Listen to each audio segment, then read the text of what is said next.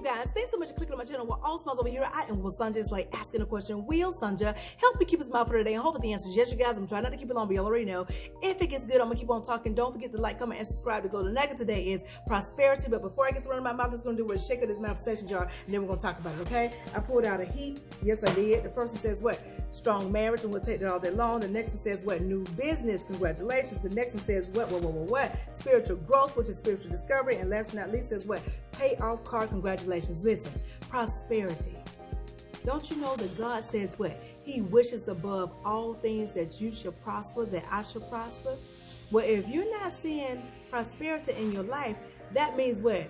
That you're not in covenant with God. Because that's a covenant that God has made, that he wished above all things that you should prosper, right? So that's a covenant. So if you're not seeing prosperity, like I said, that means that you're not in covenant with God, but instead you're in covenant with who? The enemy, the devil, evil, wickedness. Why? Because evil has covenants to keep you in lack. Evil has covenants to keep you in not having enough. And the reason why you're in covenant with the enemy is because you don't know the covenants of God. If you knew the covenants of God, which is his way, his word, then you'll know to stick with God. Because then you'll see an overflow of prosperity. You'll be in agreement with God. So today, to help boost y'all to get in the space of prosperity in whatever arena of your life, I'm going to read some scriptures to you guys and make sure you apply them to your life. Talk to God. Spend some time with him. Say, hey, God, please forgive me for all the sins I've committed knowingly and unknowingly. And God, help me to apply your word, your covenant, your law to my life so that I may see exactly what you have promised me. I may receive that thing. So I'm going to read them off to y'all. Y'all can write them down and look them up later on, Google them or whatever, and start to apply them to your life. Okay? And watch how things will begin to change for you, okay? Concerning prosperity in every arena. Here we go. The first one says here, he becometh poor that dealeth with a slack hand. First of all, let's deal with the word slack. S-L-A-C-K. Take the S off. What it means? Lack. So if you're dealing in slack, which means you being cheap over there, so scared you're going to spend too much, that means you are programming your mind to say that what? God cannot bring more in. That's what you're saying. If you are dealing in slack, scared to spend money, scared to do this and that, I ain't telling you not to be wise, because God gives us wisdom, right? He wants us to be good stewards over the things that he blesses us with. But if you being so cheap that you don't want to spend 99 more cents on something, you say, I get the one for $19.99. Well, this one over here ain't but $21. No, I'm gonna get $19.99. Really? You gonna be cheap? You gonna be cheap. Slack equals what? Lack. Say it again. Slack equals lack. God says you become poor when you deal with a slack hand, because that's you saying you don't think God will supply your needs. And y'all already know I've been saying this over and over, that God said, well, he shall supply all of your needs according to his riches and glory. That's what he said. So there's no need that you should be dealing in slack.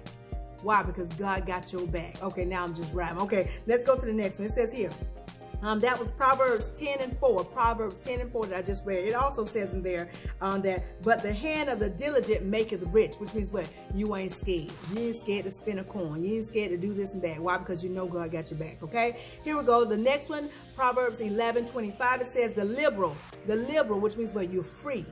You don't feel like you're bound, like you're scared to give and whatnot. It says the liberal soul shall be made fat. Fat means what? Increase. Increase means what? Prosperity. There we go. So, and he that watereth shall water also himself, which means that if you give, it shall be given back unto you. So as you give, what? It's like you're giving unto yourself, because God said he's going to return that thing back unto you. Matter of fact, God did say also that when you find pity on the poor and you give to the poor, that's like you're lending to God, and therefore he will repay you back. I think that's in one of the ones that I'm going to read to you as well. So let's go to the next one.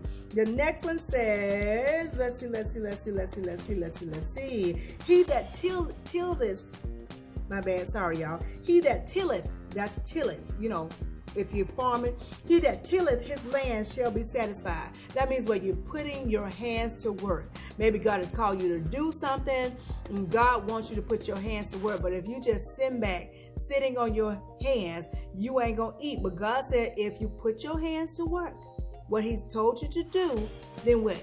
You shall eat of your land. You shall be satisfied, in other words, okay? Okay, that was Proverbs 12 and 11. That was Proverbs 12 and 11. Let's go to the next one. The next one says what? This is Proverbs 14 and 23. 14 and 23 says what? In all labor. Labor means what? You got to put in some work. You got to put in some work, whether with your hands, are you praying, are you trusting, you believe, you doing what God has called you to do, right? It says, in all labor there is profit, but the talk of the lips tendeth only to penury. That's P-E-N-U-R-Y. I think I pronounced that right, penury. Now, you know what penury means? P-E-N-U-R-Y. That means extreme poverty, which means what? If you are just talking the talk and not walking the walk, putting your hands in some labor, you are going to be experiencing what? Some poverty, extreme poverty. God says what? In all labor, there is profit. So if you're putting in some work and not sitting back, just saying, I'm waiting on God to just bring it to my door. No, you got to be doing more than that. You got to be doing more than just sitting and not doing nothing.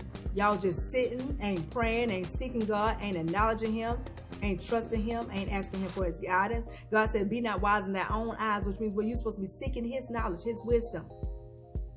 You're doing something.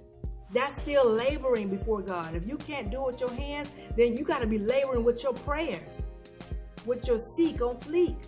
Because God said, in all labor there is profit, but the talk of the lips, yeah, I'm going to be doing that. I'm doing this. I'm doing that. I'm going to do that. You just talking. You've been saying you're going to write that book forever. You ain't wrote it yet. You've been saying you're going to do this. You ain't did it yet. You ain't even started on it. You haven't. So God said, if you do more talking with your lips, you're going to find yourself in extreme poverty. So what's the opposite? Do the opposite. Put your hands in it and stop talking about it and be about it. Stop talking about it and be about it. Okay, the next one. That was Proverbs, like I said, 14:23. The next one right here says what? Proverbs 14 and 11. It says, the house of the wicked shall be overthrown. It says, but the tabernacle of the upright shall flourish. If your house, your vessel, who you are, is of God, is righteous, then you're gonna flourish. You really are. Here's another one. It says, in the house. This is that was Proverbs 14:11. The next one now is Proverbs 15 and 6. It says this: in the house of the righteous is much treasure. In the house of the righteous, it's telling you gotta be righteous, be upright, be all the way aligned and connected. In other words, okay. What's the next one?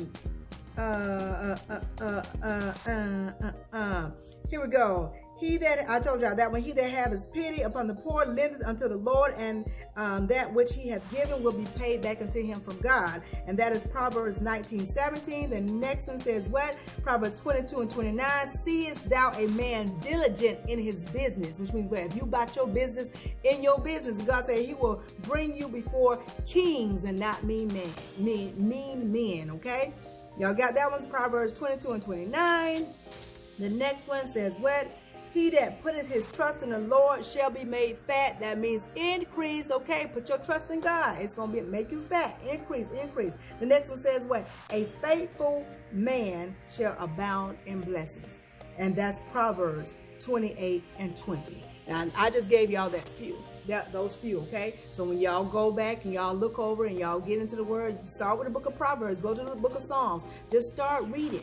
And you'll see God's covenants with you, which is his law. And when you begin to know God's word, like I say, his law, you'll see that it is applicable to you. And when you begin to apply them, watch what happens. Change will indeed happen, which means what? Prosperity. Because God said he wished above all things that you and I shall prosper. I hope y'all got this. But if you didn't, rewind this thing and watch again. But in the meantime, in between time, if you take just a little bit of what I'm telling you and apply to your life to the best of your ability, you won't ever have the message smile. Why? Because your styles will always be genuine. I'll talk to y'all soon. Be blessed, stay blessed, be blessed, stay blessed, be blessed, stay blessed. Y'all know what's coming next. Ciao.